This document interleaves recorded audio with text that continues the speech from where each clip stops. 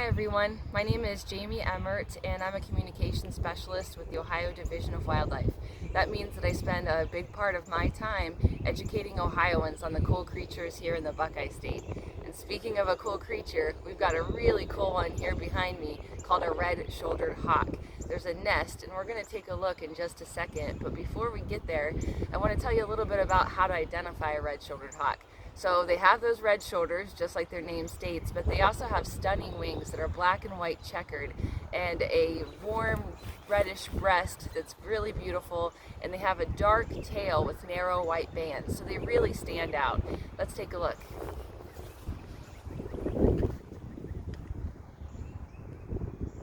As we zoom in with our spotting scope, you'll see the hawk sitting perched on the branch on that limb there, and the nest to its right.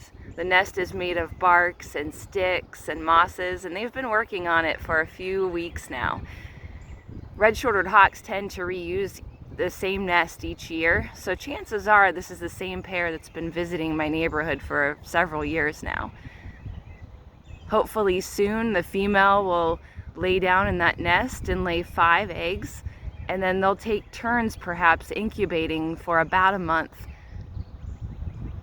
Red-shouldered hawks eat snakes and lizards and squirrels, so they'll be hunting, and it'll fall upon the male to do most of the hunting where the female incubates the eggs. So stay tuned. We're going to check back in a few weeks and I'll let you know how the nest is progressing. For more information about hawks in Ohio, visit wildohio.gov.